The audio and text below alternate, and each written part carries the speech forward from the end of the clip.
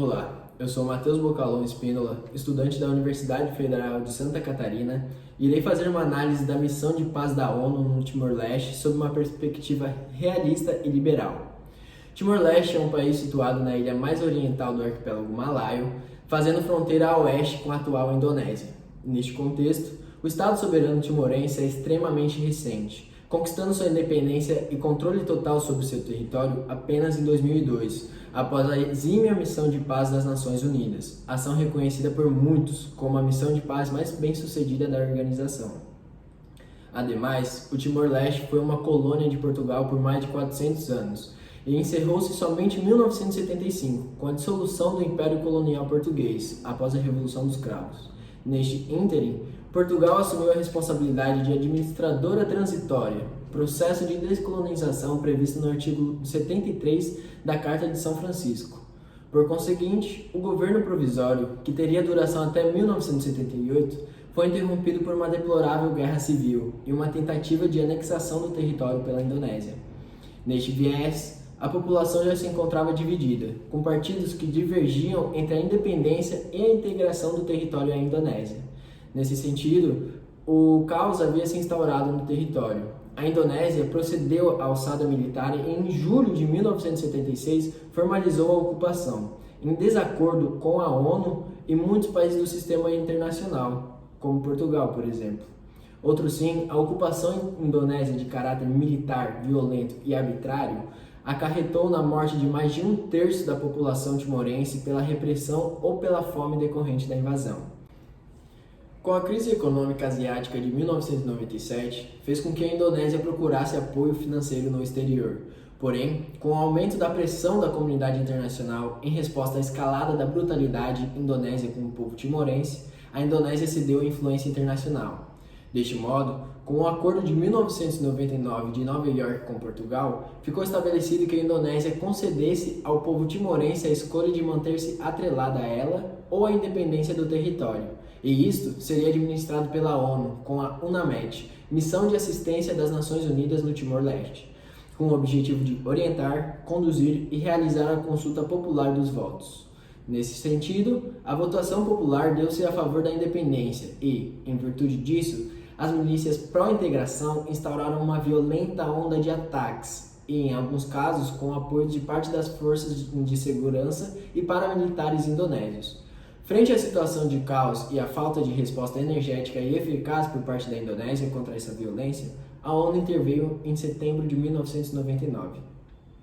O Conselho de Segurança, com o consenso da Indonésia, autorizou a Força Multinacional Interfet, a Força Internacional para o Timor-Leste, para o restabelecimento da paz e a segurança do Timor-Leste, proteger e prestar apoio à UNAMED e facilitar as operações de ajuda humanitária. Neste âmbito, a ONU deu início a uma ação de socorro humanitário urgente em grande escala, com lançamento de alimentos pelo ar, comboios de assistência e provisão de serviços básicos. Em outubro de 1999, o Conselho de Segurança criou a UNTAED, Administração Transitória das Nações Unidas em Timor-Leste, chefiada pelo subsecretário-geral para Assuntos Humanitários da ONU, o brasileiro Sérgio Vieira de Mello. O órgão da ONU teria início do mandato em janeiro de 2001 e ele exerce o poder executivo, legislativo e judiciário em consulta e cooperação com lideranças timorenses, com o intuito de suporte e capacitação para um autogoverno timorense. Sendo a soberania o monopólio da autoridade sobre um território, com a colonização, a invasão indonésia e o controle administrativo da ONU, Timor-Leste apenas tornou-se soberano após a saída das Nações Unidas do país em 2002, podendo assim adquirir o monopólio do controle sobre seu país e população. Nas análises sobre perspectivas teóricas das relações internacionais sobre a situação timorense, vale ressaltar tais teorias, em que os realistas são pessimistas e têm uma análise do cenário internacional como uma disputa de poder, em que os Estados devem priorizar a tentativa desse equilíbrio de poder e garantir a segurança nacional para obter uma paz temporária. Essa paz vista pelos realistas como um período entre guerras. Já para os liberais, são otimistas e apresentam uma visão positiva da natureza humana. Acreditam que a cooperação, o progresso e a razão levam a uma paz duradoura. Na perspectiva realista, existe uma hierarquia no sistema internacional, onde prioriza-se a segurança nacional. Sendo assim, a fim de sustentar um equilíbrio, prezam pela necessidade de investir em armas e forças militares.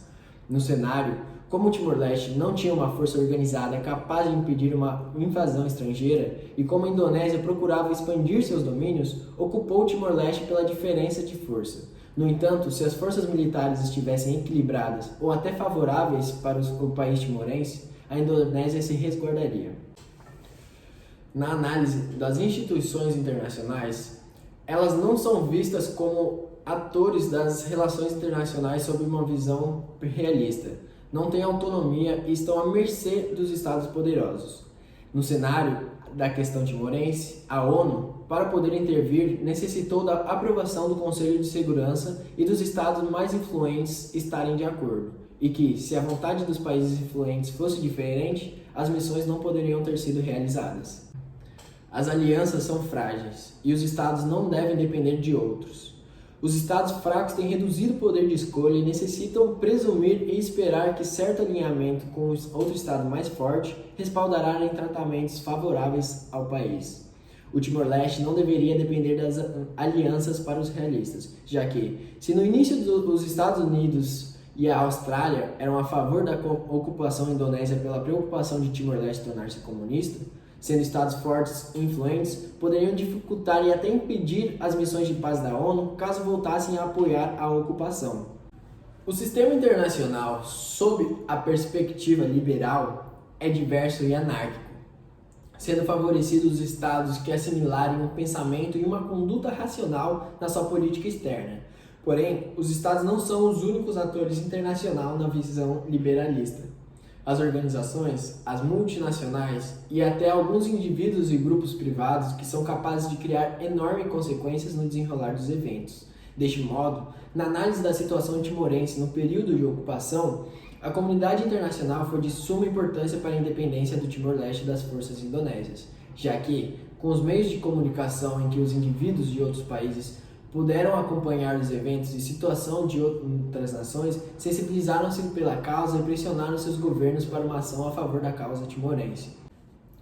As instituições dão um foro de debate para que não sejam utilizada a força na resolução de conflitos, na perspectiva liberal. Elas propiciam cooperação e garantem que acordos sejam cumpridos. Elas estimulam a formação de coalizões e supervisionam o estabelecimento de agendas internacionais. Deste modo, a ONU conduziu os processos de votação, difundiu informações sobre os termos das propostas e organizou uma coalização para interferir no Timor-Leste e estabilizar a situação, desarmar as milícias e construir e capacitar as estruturas estatais para um autogoverno timorense. As alianças são muito benéficas e são uma maneira efetiva de alcançar os objetivos. No contexto, a ONU foi capaz de cooperar com o povo timorense para estabilizar o território e, junto a isso, a Frente Diplomática, um partido timorense, realizava acordos com outros países para obter ajuda em qualquer nível necessário. Para os realistas, quando o Timor-Leste conquista sua soberania, ele pôde construir e aprimorar a sua força militar para equilibrar as forças e assim garantir a sua segurança. Já os liberais veem na autoridade adquirida pelo novo Estado timorense a capacidade de se organizar para desenvolver o bem-estar da população, sendo um dos focos do liberalismo o progresso. A força militar é menos útil, devendo Timor engajar-se mais em instrumentos econômicos e institucionais para conseguir prosperidade e proeminência no sistema internacional, obtendo relações com outros estados e desencadeando, dessa maneira, a cooperação, o que leva à paz segundo a perspectiva liberal.